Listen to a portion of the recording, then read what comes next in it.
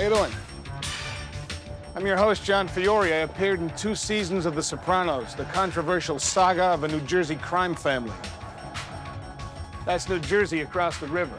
For many people, their only image of the Garden State was what they saw outside their car windows as they traveled up and down the New Jersey Turnpike. It wasn't a pretty picture unless you're into oil refineries and toxic waste. But in 1999, something happened. Was it some new governmental project? A statewide beautification program? No. It was the premiere of The Sopranos on HBO.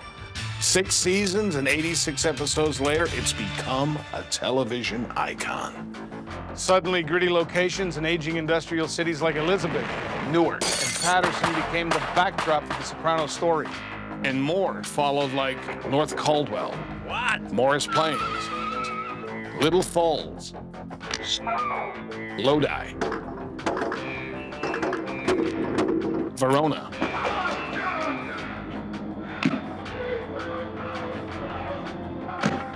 Many of these locations have become household names like the Bada Bing in Pizza Land. Tourists from all over the world want to visit the Soprano family home. And Holston's, where the last scene was shot. And it's really something. I did about a dozen episodes as Gigi Sestone, Capo and Tony's crew. I even whacked a few guys, but you know what? I'll always be remembered for what happened to me in episode 34. I died. No hail of bullets, not even one neat shot behind the head. I died literally in the head. Yeah, I had to go out on the toilet, but when you gotta go, you gotta go. But I sure love being part of The Sopranos, a true cultural phenomenon. So by popular demand, I'm gonna take you on an exclusive tour of the actual locations where The Sopranos are shot, both with a camera and a gun. Bang, bang, bang, and he shot him. Along the way, you'll meet some of the cast and crew. The weapon of choice? A baseball bat. Hear real inside stories. Everybody wants to know what happened to the Russian. See behind-the-scenes video footage.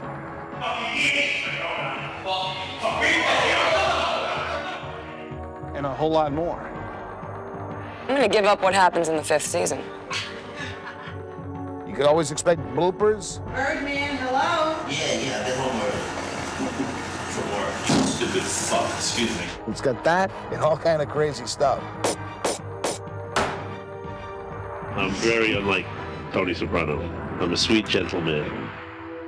Hey, driver, we got to get down to the Lincoln Tunnel.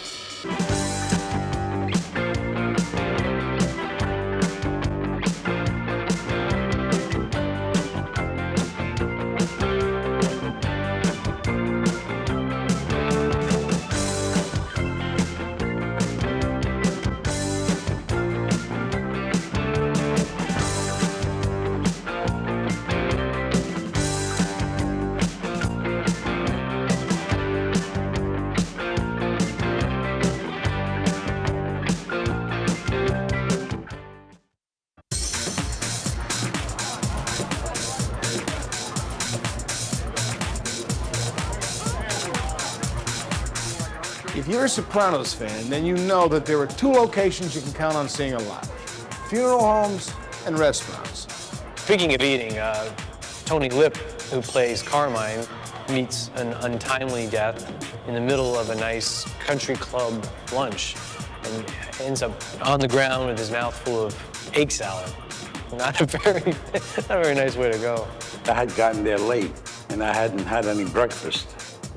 So when they gave me the egg salad, it tasted real good, and I just kept eating it. And that's what they used for my death scene. Carmine's funeral was supposed to take place in Brooklyn, but we shot it actually right down the street from the pork store in Kearney. And that's a good opportunity for fans to see a lot of the cast members because everybody comes to the funeral. One of the things about a location like that funeral home is that it's on a main street, and it just so happened that I think there's a school nearby or something, so there was just a lot of activity and a lot of crowds outside the funeral home. And we're all inside shooting, but when the cast members go out for a break, they're just right out on the sidewalks talking with the fans, and their trailer might be way down the street, and they're gonna take maybe a 2-3 block walk down the street. Normally, they'll just stop and chat with the fans a little bit.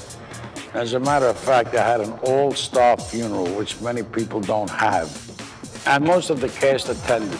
Of course, Tony Soprano, James Gandolfini, Mike Imperiale, Vincent Caratola, Joe Santos, Tony Sirico. Stevie Van Zandt, who plays Silvio, was also at the funeral.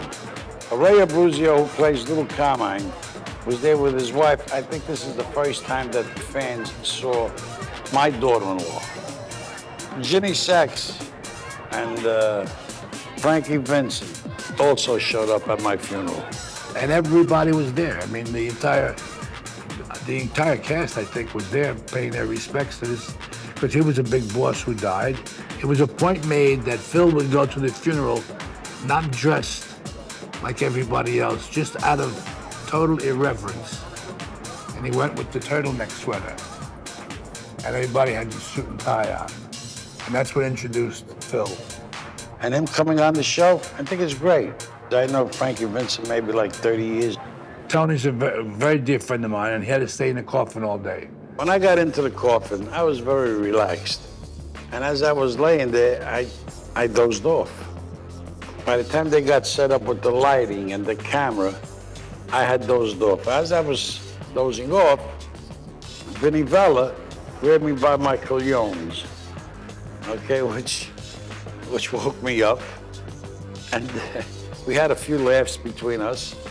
And then he let it go, and I went back to sleep.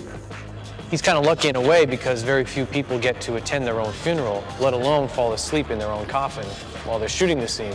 It's a little weird because you're shooting the scene and then you'll see him outside talking with fans and they don't know what's going on. Everybody's in a suit, so anybody could be the dead person on Sopranos. You know, any one of these guys hanging out outside could be the person in the coffin, but the fans don't know.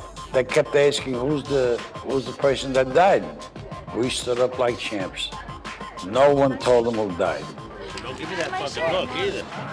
Even the coffin was a secret. They brought their own coffin. They didn't trust anyone to know who died. I think I had a great turnout for my funeral. And we had a great time. As a matter of fact, it was more like a wedding than a funeral. What I'm gonna miss most is all the guys that are on the show, the fun that we had, the laughs that we have. Tony Sirico's a fun guy. He'll have you laughing all day long. He's a great guy. And Vince Caratola, who plays Johnny Sacks, is also a great guy. As a matter of fact, he helped me a lot. When I was sick on the show, he helped me to get through some of the scenes. I like Vince a lot. When Vince is playing Sacks, he's playing Sacks. He's playing the real character. He's a typical mobster that you would see in the street. He looks it, and he plays him to the T. Working with James Gandolfini was one of the easiest jobs I've ever had. He's a piece of cake.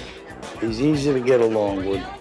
There's no intimidation of any kind. There's no ego bullshit. You know, it's just great. I can work with him all day long. He's a beautiful guy. He signs autographs for everyone or anyone who asks him. He'll go out into the crowd himself and sign autographs and greet the people and say hello to them. Jimmy Gandolfini really went nuts with the fans, waiting outside at the funeral parlor. Hello, Mom. Posing for pictures, chatting with the crowd, talking on fans' cell phones, and signing autographs. He even honored a fan's special request to sign her boobs. Some guys have all the luck. Nobody ever asked me to do that. I'm from Vegas. You gotta do it for me. God bless you. Do whatever you want. Thank you.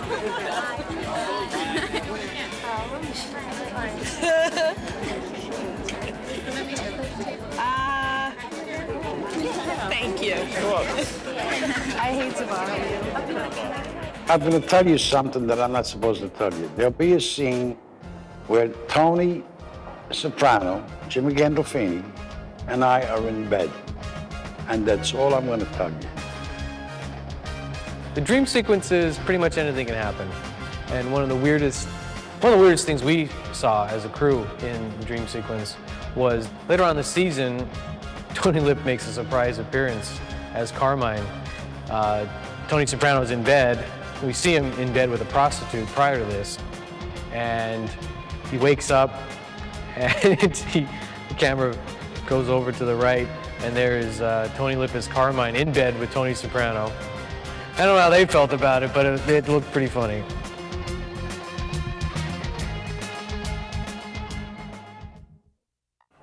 Well, the great thing about shooting in New Jersey and New York is you can find locations that will fit the bill for various storylines. And Booten stood in for New Hampshire in the episode where Joe Ganascoli's character takes off and ends up in bed and breakfast up in New Hampshire. When I first crashed my car and it was raining, I mean, that was all rain that they set up in, fake machine. It was a rain machine. It was a hard rain. They made a pouring hard rain for that scene. He was a major focus, and he did a lot of hard work that episode. In Booten, we had this scene where I'm by the waterfall thinking things over. It was very hard negotiating down this rocky terrain. And they built this ramp so I could get down with a banister, and even I was sitting on this rock, that, if I had slipped, I could went, right down into the water. It's a little dangerous getting up and down and in and out. But it was interesting. It was a very beautiful little waterfall, and it was a quaint little town, very antique town. We didn't have to set anything up. All the antique stores were there. That's when I went antiquing. That's when I first go into this diner. That's when I first see my guy, Johnny Cakes. Right then and there, I think it was love. Wherever I go, people always, inevitably, I'll hear, "Hey, Johnny Cakes, how's Johnny Cakes?" And, I love you, Johnny Cakes. And Johnny Cakes was played by an actor named John Costello, whom I knew. In New Hampshire, and their specialty in that area apparently is Johnny Cakes, which is like pancakes, but it's made with white cornmeal. You serve it with butter and syrup, and it's a big dish there. So I ate many a Johnny cake during the filming of that.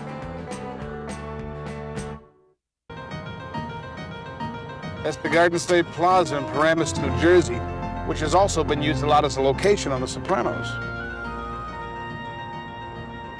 Vito comes back to New York from New Hampshire and wants to get back in the good graces of Tony Soprano and rejoin the crew. They meet at Garden State Plaza, a little cafe. We shot that at the mall, and as big as TV show as Sopranos was, you can't shut down the whole mall. We did go there early in the morning on a weekday, so it was a little less crowded, but once word got out that we were shooting there, the crowd started to build, of course. That's real location shooting. You're shooting in a mall, in a working mall. It's open, the stores are open. You have some control over things, but you really are in the middle of an actual location, living and breathing daily life while you're making your little imaginary life.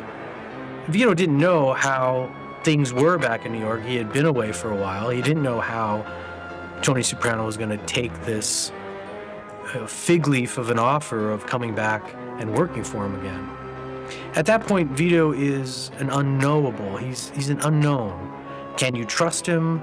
This is the guy that disappeared for a while. Anytime a mobster disappears, the first assumption is that they've gone to the feds or they've gone to somebody. And Vito doesn't know what's going on in Tony's mind, and that's why they meet in a safe location, meet in the middle of a mall. What's the guy gonna do to you in the middle of the mall? Of course, Vito did bring his brother as backup because he wasn't sure how Tony would react. My brother in that was someone from the crew, Vinny Orofino, that played my brother. I guess David Chase saw him and said, I'm gonna use you as Joe's brother. That was a good scene. It was a little funny.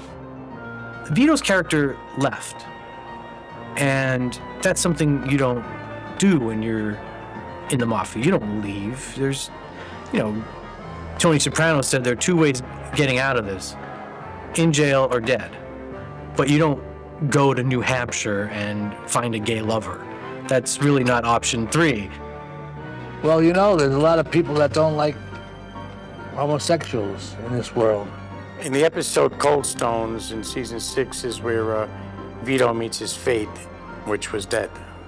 Here we are at the Courtesy Inn Motel. Preparations are underway to film the death scene of Vito Spatafore, played by my good friend, Joe Ganascoli. John Bianchi, who plays Jerry, and Tony Cucci, who plays Fat Dom, arrived on the set early. And there's Joe, Big Vito himself.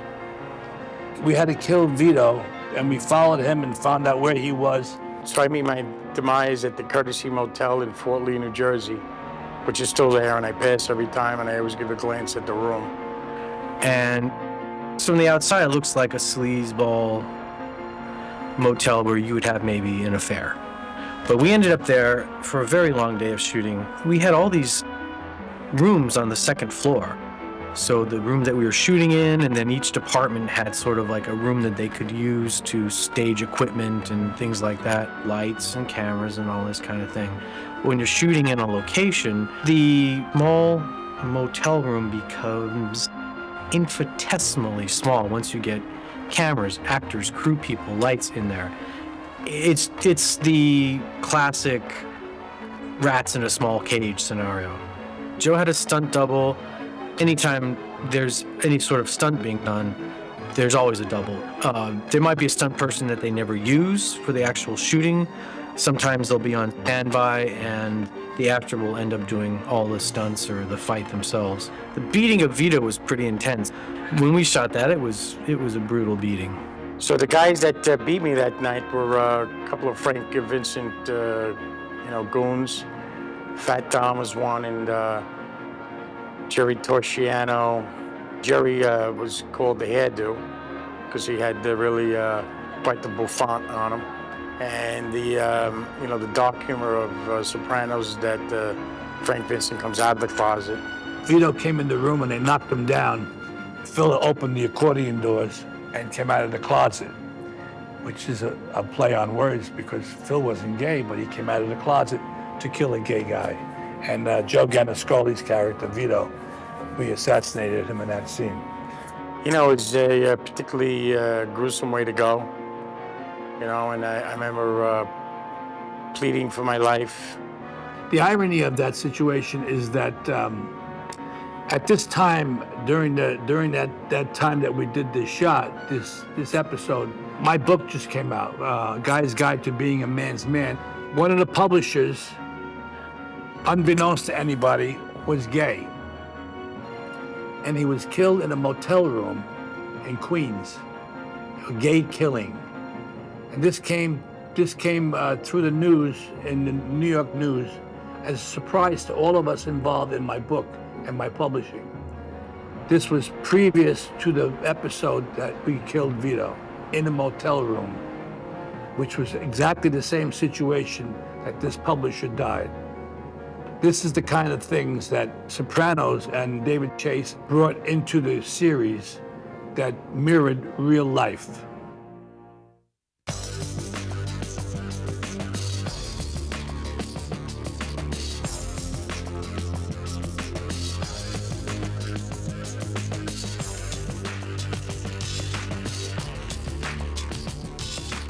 After coming on the show during its first season, Vince Curatolo's character Johnny Sack passed away from cancer while incarcerated. This sixth-season episode was titled Stage 5. Here we see a scene shot for episode 74, featuring Christopher and his new bride Kelly when they went house hunting. The episode 83, which was titled Heidi and Kennedy, Christopher would be gone, suffocated by Tony after surviving a tragic car crash. In episode 85, Bobby Bacala, played by Steve Shrippa, met his death in a model railroading store at the hands of Phil Leotardo's henchmen. There is no limits to Sopranomania. After Bobby Bacala was whacked at the train store in the Blue Comet, the train set that he landed on after getting whacked was later put on display.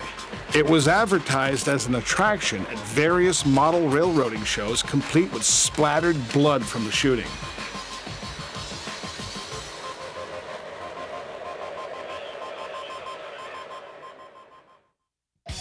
You can try as hard as you can to block a scene from the public.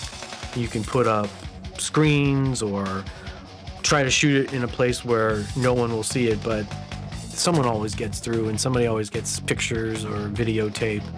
That day, there was the secrecy around it. That's, again, another major character. The build-up through the season has been that Phil and Tony Soprano are going to come to blows somehow. Made in America was the last episode we shot. It was my assassination. And my assassin in the episode was a character's name was Walden Belfiore, played by Frank John Hughes. Belfiore, the assassin, is assisted by Benny Fazio, one of the regulars on the show, a fine actor, Max Casella. And they make their getaway in a black Chrysler 300. In the show, my wife and I were riding in a silver SUV. We had the girl who played my wife, Geraldine, wonderful, wonderful actress.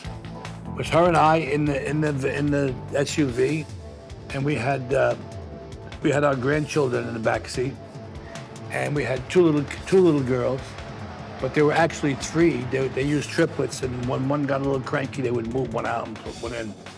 And David Chase was directing this episode, by the way. And the first take we did from inside the car is when Bill had to turn around and say goodbye to the children. And he said, wave bye-bye to Pop-Up, wave bye-bye to Pop-Up.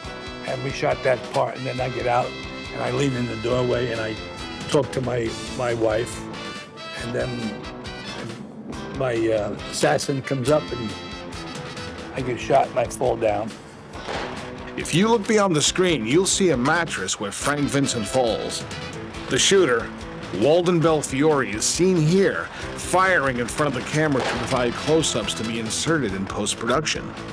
So Walden Belfiore walks up to Phil Leotardo, shoots him right in the head, point blank, falls to the ground, shoots him again as he's lying on the ground. And they cut to a shot, the camera's looking straight up, low angle, right into the gun in the foreground, and Walden standing above him. It's a very powerful, classic gangster movie type shot.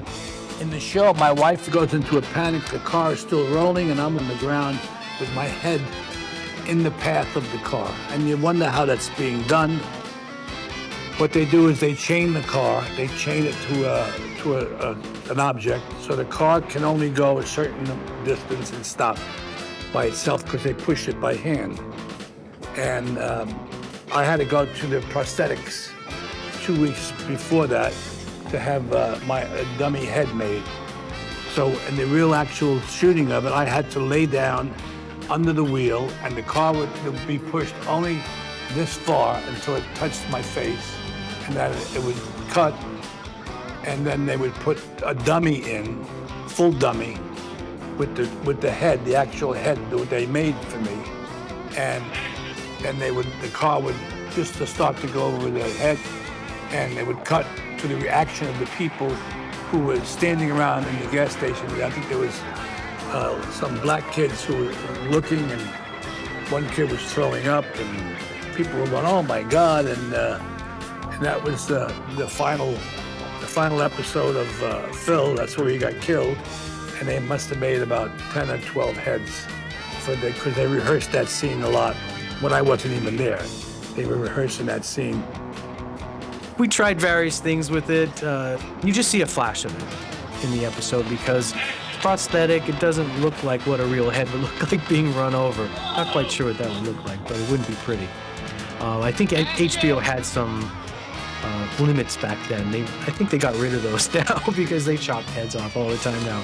But back then, I think they had their limits. As a gift, the prosthetics guys gave me a head, an actual one of the heads that they was finished with my face on it and everything. And I gave it to my daughter, and she puts it in her window for Halloween. So I've become a Halloween star. And that's the demise of Phil Leotardo. You know, one of the fascinating mysteries of The Sopranos is why in some cases the names and the locations should change, while in others, the real names are used. I guess only David Chase knows why. But here's an example of a real name being used. I'm talking about Holston's Ice Cream Parlor. It's at the end of our tour and the site of the most controversial episode in TV history. Let's get the inside scoop from the owners.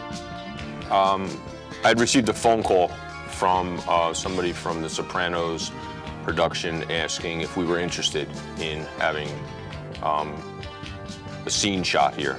They wanted to send somebody by to take some pictures, to look at the store, and I agreed, and they actually showed up that day. That's how it started. Yeah, the first day that they showed up, I think we had to be here at 5 a.m. and I mean, people just poured in, trucks, equipment, rigging, lighting. I don't even know half the names of the things that they had here, but it was a little overwhelming the first day, I would say.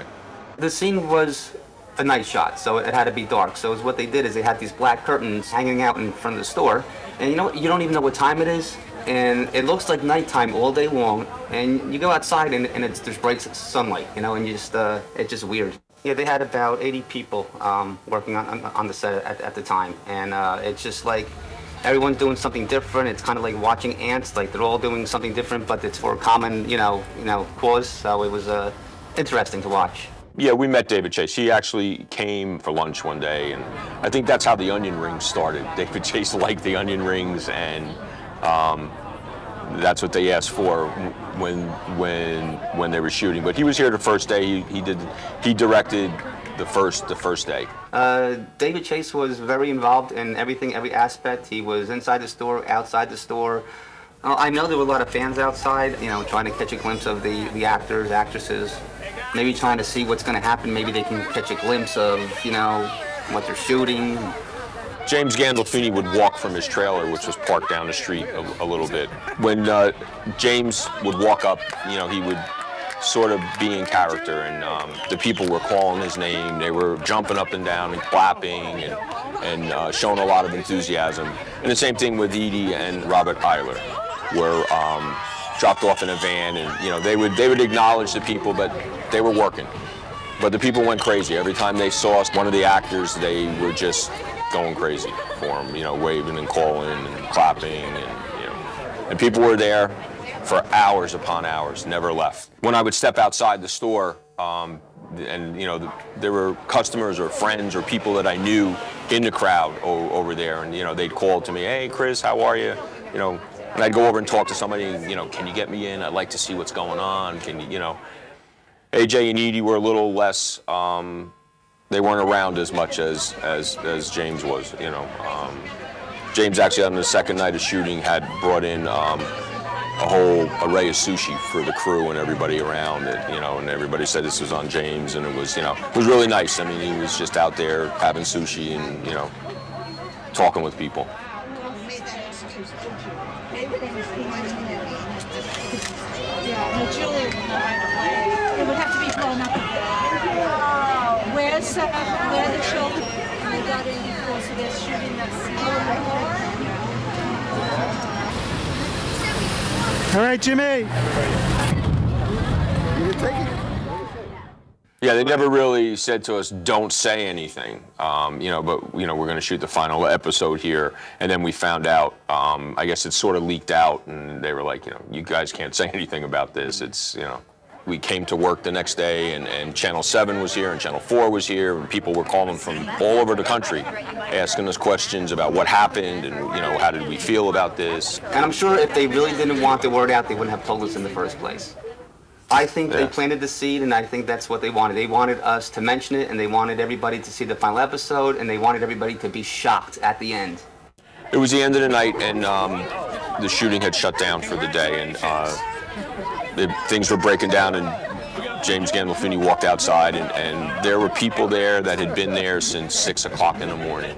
There was one particular lady directly across the street, never left her spot. Her husband brought her meals, and she was screaming at him, and I guess during the day he was too much into character, doing whatever he does to shoot, that he sort of stayed away from everybody. But then it was done, and he walked over there and took pictures and was signing autographs and intermingling with the people, and people were very appreciative. I mean, you could see they're respectful, and just wanted a picture, just wanted to stand next to him. And he did the whole thing. I don't remember the time frame, but he was out there for quite a while, going up and down, talking to people and taking pictures and so forth. I was taken by surprise at the ending. I had no idea.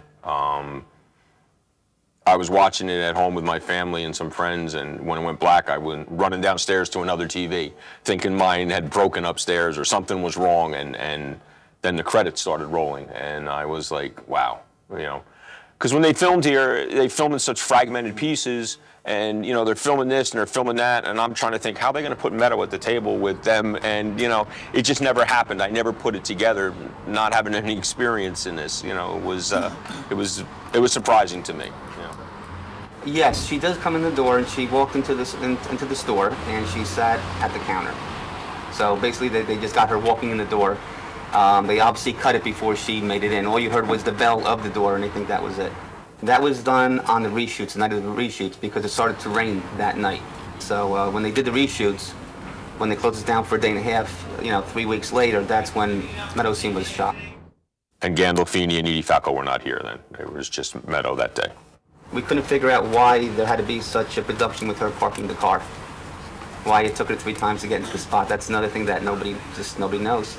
I thought they were telling her to do that. She was instructed to do it 3 times. I heard them say that.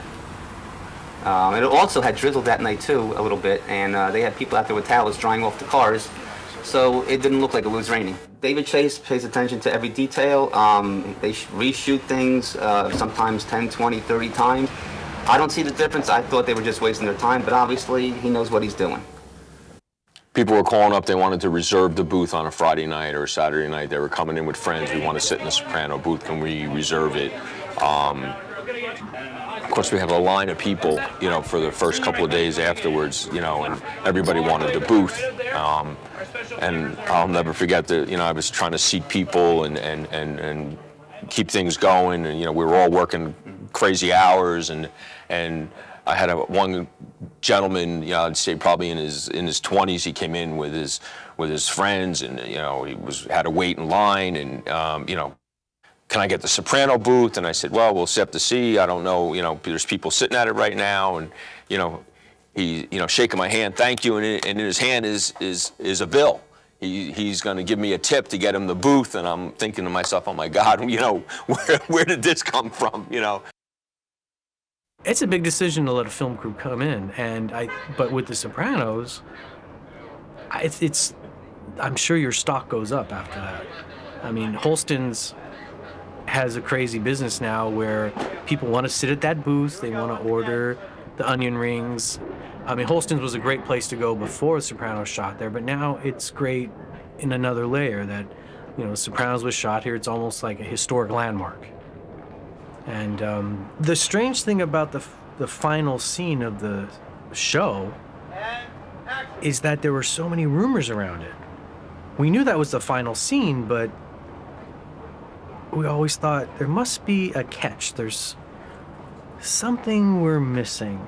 And then we were outside shooting Meadow parking the car, and there was a lot of confusion. Why are we shooting someone parking the car? And there were all kinds of rumors about, we're shooting this, but it's a decoy, and they're going to hire a whole nother crew to shoot the actual finale so that we don't know the finale and can't say anything about it. And that made no sense, because you're talking about a crew who was together for years and no one leaked anything. There was omerta on that set. We didn't say anything. I didn't tell anything to my own wife for all those seasons, not a peep.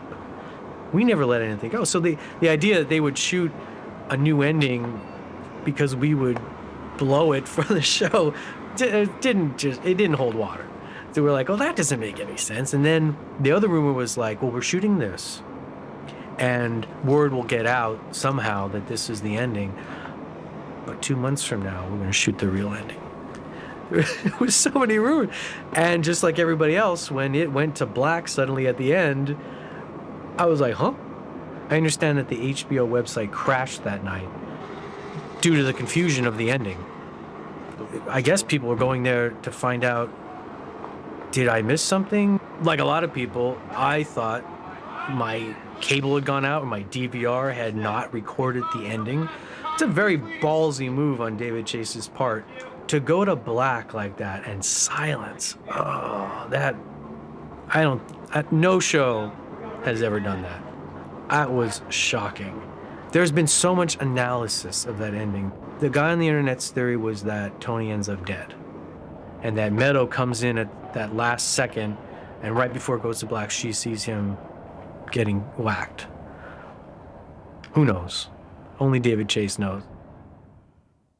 You know, but we still get that question. They still want to know where the booth is, and do you know what happened? After the scene was aired, there were a lot of people coming to our store. News reporters, everyday people, fans. A lot of people came here they want to sit in the booth. They wanted to find an answer. They wanted closure. And they did not get it here.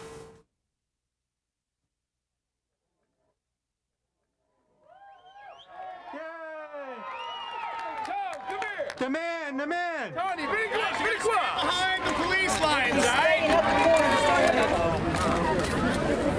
How you doing, Mr. Gandolfini? How are you? How you doing? How are you? Mr. Shy Nice guy, to meet how are you. you? How you doing? Thank you so much. There you go. Hello, how are you? Thank you. Hi.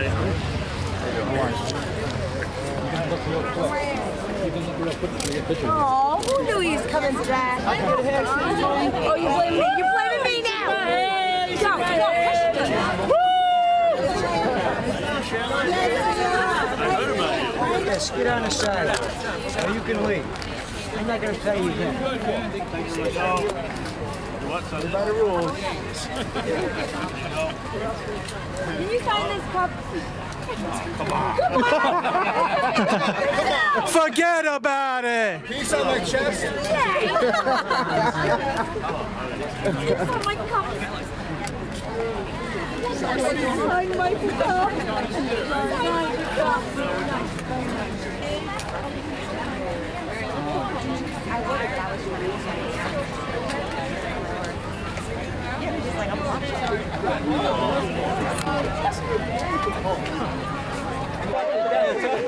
Natasha.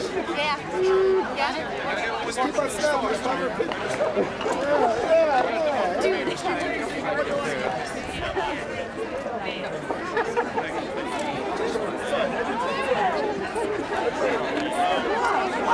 Hello.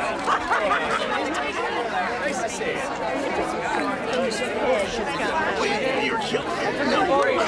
Should I flash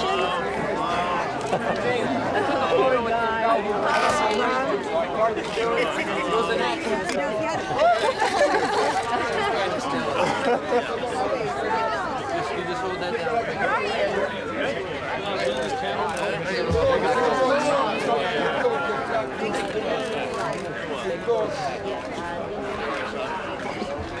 You've got to come down. All right. Hey guys, take a couple steps back. Push the line back. Whoa, get back, get back. Back up. Get back, guys. Stretch the line, folks. Everybody take a couple steps back, please. Take a deep breath. I'm holding you. Back up, back up. Let's go. Get back. Everybody back up, please. Thank you very much. Thanks a lot, James. Great job. Wait, one second. Right here. Good, Tony. Wait, one more. The flash was out. I'm sorry. Perfect. Took it. Did you get it? It's there. It's a good one. Yep. Thank you. Good one. Nice.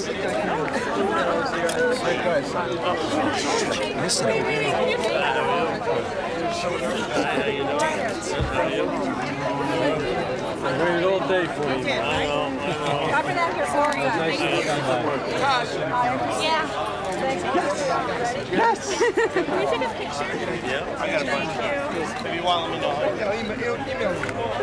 James, please hold it.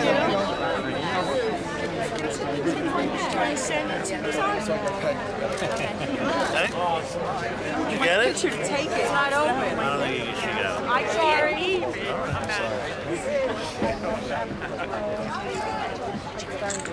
Thank you very much. Did a great job. Oh my mine. That's mine. That's mine. Thank you.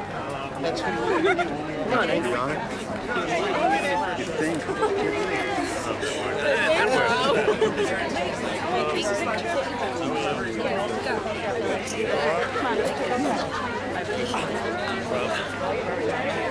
Oh, can I please just see? Sure, get in there.